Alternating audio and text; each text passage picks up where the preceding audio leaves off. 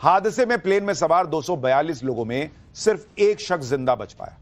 PM Modi ने hospital में भर्ती इस शख्स से भी मुलाकात की। इस शख्स का नाम रमेश कुमार विश्वास है, जो भारतीय मूल का ब्रिटिश नागरिक है। उसका नाम में विश्वास है, लेकिन जिस तरह से वो बचा है उसको खुद विश्वास नहीं हो रहा कि मैं कैसे बच गया। पीएम मोदी काफी देर तक रमेश विश्वास के बेड के पास खड़े रहे, उससे बातचीत करते नजर आए। दोनों के बीच करीब 10 मिनट बातचीत हुई। इस दौरान पीएम मोदी ने रमेश विश्वास का हाल पूछा, हादसे के बारे में जानकारी ली।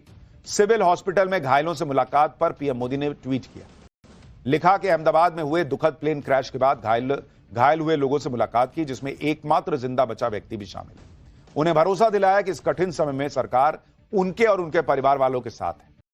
पूरा देश उनके शीघ्र स्वस्थ होने की प्रार्थना कर रहा है। इस जिंदा बचे पैसेंजर ने पीएम मोदी को क्या बताया, उसके मुताबिक प्लेन के जो 60 सेकंड थे उसमें अंदर क्या चल रहा था, प्लेन के अंदर क्या हुआ था, उसकी गवाही आपको आगे सुनवाऊंगा। लेकिन पहले यह देखिए कि क्रैश की वजह को लेकर क्या क्या बातें चल रही। प्लेन क्रैश को लेकर जितने मुंह उतनी बातें चल रही। हर कोई जानना चाहता कि हुआ कैसे, 60 सेकंड में कैसे गिर गया, और इसलिए तरह तरह की चर्चाएं चल रही हैं। नई नई थ्योरी सोशल मीडिया से लेकर हर जगह चल रही है। और यह सब इसलिए हो रहा है क्योंकि टेक ऑफ के 60 सेकंड और फिर टेक ऑफ में भी, उसमें भी 30 सेकंड हटा दीजिए क्योंकि थोड़ा तो उठा ही था, तो आखिर के 30 सेकंड के अंदर प्लेन कैसे क्रैश हो सकता है, यह लोगों को यकीन नहीं हो रहा। आज आपको प्लेन क्रैश के पीछे की सारी थ्योरीज के बारे में बताऊंगा। प्लेन क्रैश होने से ठीक पहले क्या हुआ था, पायलट ने क्या मैसेज दिया था, वो रहस्यमयी आवाज क्या है जो बहुत बड़ा राज खोल सकती है, क्या इसके पीछे कोई साजिश भी हो सकती है क्या। आपको प्लेन के क्रैश होने से ठीक पहले का वो वीडियो दिखाऊंगा जो कई सवालों के जवाब देगा। रहस्यमयी आवाज का राज खोलूंगा, क्योंकि प्लेन क्रैश की जितनी चर्चा हो रही है उतनी ही थ्योरी निकलकर सामने आ रही है। आप देखिए कि प्लेन क्रैश पर एक्सपर्ट्स कौन कौन से सवाल खड़े कर रहे हैं। भाई एक्सपर्ट्स तक पूछ रहे हैं कि इंजन फेल हुआ है या इंजन में माल फंक्शन हुआ था, मतलब कुछ गड़बड़ी हुई थी या पूरा इंजन ही बैठ गया था। प्लेन के विंग्स के फ्लैप क्या ठीक से नहीं खुले हुए थे? गर्म मौसम की वजह से तो ऐसा नहीं है परफॉर्मेंस में कमी आ गई और प्लेन उठ नहीं पाया? क्या प्लेन से कोई पक्षी टकरा गया था? यह भी सवाल पूछा जा रहा है। क्या प्लेन के लैंडिंग गियर में खराबी हो गई थी? लेकिन लैंडिंग गियर का क्या मतलब, अगर वो अंदर नहीं जाएगा तो प्लेन गिर जाएगा। क्या प्लेन के फ्यूल में तो गड़बड़ी नहीं थी? यानी तरह तरह की थ्योरीज उठ रही हैं और तरह तरह की बातें लोग कर रहे हैं। कुछ लोग तो यह भी कह रहे हैं कि प्लेन जो है वो बहुत पुराना था इसलिए गिर गया, 10 साल 12 साल पुराना प्लेन था तो इसको रिटायर क्यों नहीं किया। देखिए, इनमें से कुछ थ्योरी साइंटिफिक भी है जिसके आधार पर लोग कह रहे हैं कि प्लेन क्रैश इस वजह से हुआ होगा। अहमदाबाद प्लेन क्रैश पर जो थ्योरी सूत्रों के मुताबिक आ रही है वो अपने आप में प्लेन को लेकर कई सवाल खड़े कर रही है, जिसके मुताबिक प्लेन के स्पीड पकड़ते ही पायलट को तकनीकी खराबी पता चल गई थी। प्लेन टेक ऑफ के लिए जरूरी हाई स्पीड पर तो था और पायलट के लिए इमरजेंसी ब्रेक लगाना संभव नहीं था। टेक ऑफ नहीं करते तो प्लेन रनवे को ओवरशूट कर जाता, क्योंकि भाई जब उन्होंने चेक किया होगा कि भाई अब सब ठीक है, चलो अब ब्रेक हटाते हैं, प्लेन उड़ेगा।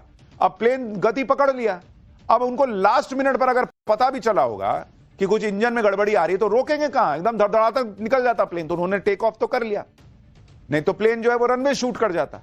ऐसा होने पर भी हादसा होना तय था। अब क्या इससे बचने के लिए पायलट ने टेक ऑफ कर लिया था? टेक ऑफ के बाद इमरजेंसी लैंडिंग की प्लानिंग रही होगी, लेकिन उससे ही पहले प्लेन क्रैश हो गया और पायलट की लास्ट कॉल के आधार पर भी जांच हो रही है। एटीसी को कैप्टन सुमित सबरवाल का जो लास्ट मैसेज था वो ये था कि no thrust, losing power, unable to lift. बहुत ध्यान से इस लास्ट मैसेज को सुनिए। नो थ्रस्ट यानी जो शक्ति चाहिए प्लेन को और ऊपर ले जाने के लिए वो थ्रस्ट नहीं मिल रहा है। जैसे आप बाइक चलाते हैं, एक्सीलरेटर देते हैं ना बॉस, तभी बाइक भागती है ना। गाड़ी में एक्सीलरेटर दबाते हैं ना पैर से, वो कह रहा है कि हम दे रहे हैं, पावर नहीं मिल रहा है। तो उसमें था कि नो थ्रस्ट, लूजिंग पावर, जो ऑलरेडी पावर है वो भी जा रही है, और अनेबल टू लिफ्ट यानी प्लेन को हम उठा नहीं पा रहे हैं। ये आखिरी 3 लाइनें थी। यानी प्लेन के पायलट को इतना तो पता चल गया था कि प्लेन को पावर नहीं मिल रही, ये उठ नहीं रहा, मामला गड़बड़ा गया है, कांड होने वाला है। लेकिन ये हुआ क्यों?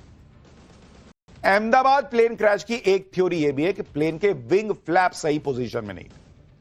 एक्सपर्ट्स का मानना है कि प्लेन के आखिरी सेकंड के वीडियो से पता चलता है कि इसके विंग फ्लैप्स टेक ऑफ के लिए सही तरीके से सेट नहीं थे, ऐसा कुछ लोगों को लगता है। प्लेन के फ्लैप्स प्लेन की उड़ान में मदद करते हैं क्योंकि ये विंग का आकार बदलकर हवा में विमान को उठाने में अहम रोल निभाते हैं। कहा जा रहा है कि जब लैंडिंग गियर अटक गया तो पायलट ने जानबूझकर हवा के खिंचाव को कम करने के लिए फ्लैप को विपरीत दिशा में रखा ताकि हवा का खिंचाव कम हो और विमान को ऊंचाई पर ले जाया जा सके। हो सकता है कि कम ऊंचाई और बहुत ज्यादा हवा के खिंचाव की वजह से फ्लैप फंस गया हो। यह भी हो सकता है कि मल्टीपल सिस्टम फेलियर की वजह से विंग फ्लैप ने काम करना बंद कर दिया हो सकता है कि कॉकपिट से मिलने वाले कमांड पर फ्लैप रिस्पॉन्ड ही न कर पा रहा हो, जिससे विमान को लिफ्ट नहीं मिली और वो क्रैश कर गया। लेकिन कुछ लोग ये भी कह रहे हैं कि भाई चक्का अंदर नहीं गया था, लैंडिंग गियर जिसको कहते हैं, चक्का अंदर नहीं गया। देखिए कई बार चक्का अंदर जाने के लिए भी समय लेता है प्लेन। अभी तो उड़ा ही था, 60 ही सेकंड हुआ था। लोग अपनी अपनी थ्योरी चला रहे हैं, लेकिन इतना जल्दी लैंडिंग गियर अंदर चला जाए ये भी कोई बहुत जरूरी बात नहीं है कि एकदम नहीं गया तो एकदम भग से गिर जाएगा, ऐसा नहीं होता है। कई बार बहुत ऊपर जाके लैंडिंग गियर अंदर जाता है। कई बार पायलट उसको थोड़ा ठंडा होने का समय देते हैं, उसके बाद अंदर लेते हैं। तो लैंडिंग गियर वजह हो, कई लोगों को लगता है ये वजह नहीं हो सकती, लेकिन फिर लोग कह रहे हैं कि भाई जो फ्लैप था वो गड़बड़ था क्या, इसकी वजह से नहीं उठा। देखिए अहमदाबाद में क्रैश हुए बोइंग ड्रीमलाइनर प्लेन के विंग फ्लैप की पोजीशन आप खुद देखिए इस वक्त। यह हादसे के ठीक पहले की तस्वीर है। इसमें विंग फ्लैप, जानकारों का कहना है कि उनको जो वीडियो है उसमें को देख के लग रहा है कि कम खुला हुआ है, जो टेक ऑफ के लिए सही पोजीशन नहीं। अब आपको दिखाते हैं कि टेक ऑफ, लैंडिंग और हवा में क्रूज करते समय प्लेन के विंग फ्लैप की सामान्य तौर पर सही पोजीशन होती क्या है। जरा इसको समझिए, मैं आपको जरा इसको समझाता हूं। यहां पर जरा ये फोटो डालिए, दर्शकों को समझ में आएगा। जरा मैं आपको इसके बारे में बताऊंगा तो आप क्लियर समझ पाएंगे। देखिए ये जो अगर आप देखेंगे जब क्रूज कर रहा है प्लेन, मतलब प्लेन उड़ रहा है, तो ये आप तस्वीर देख रहे हैं कि यहां पर आपका ये जो फ्लैप है, ये फ्लैप बिल्कुल सीधा है। ये देख रहे हैं, ये देख रहे हैं आप, ये फ्लैप बिल्कुल सीधा है। तो अगर आप इसको देखेंगे तो आपको समझ में आएगा कि भाई ये स्थिति बनी हुई थी कि ये सीधा था। दूसरा अगर आप देखेंगे कि नीचे, देख रहे हैं ये नीचे हो रखा है। अब इसमें क्या होता है, जो हवा आती है वो या टकरा रही है और उसके बाद नीचे जा रही है, तो नीचे से जाके पुश करती है तो आप ऊपर उठता है प्लेन, तो इसलिए फ्लैप को नीचे किया जाता है। यही कहा जा रहा है कि क्या ये प्रॉपर नीचे नहीं हुआ था और इसलिए प्लेन जो है वो ऊपर की तरफ उठ नहीं पाया और ये लैंडिंग के वक्त और नीचे होता है। तो सबसे बड़ा सवाल यह कि क्या प्लेन का जो फ्लैप होना चाहिए, जिस पोजीशन में होना चाहिए था, उस पोजीशन में नहीं था क्या, यह बड़ा प्रश्न। लेकिन यह जांच के बाद पता चलेगा, क्योंकि अभी जो आप देख रहे हैं वो तो दूर से देख रहे हैं, उसमें आप नहीं बिल्कुल एकदम जज कर सकते कि सही था या नहीं था। दूसरा, पायलट बहुत अनुभवी थे भाई। जो मेन पायलट थे उनके पास 8000 घंटे का फ्लाइंग आवर का एक्सपीरियंस था, दूसरे के पास 1100 घंटे।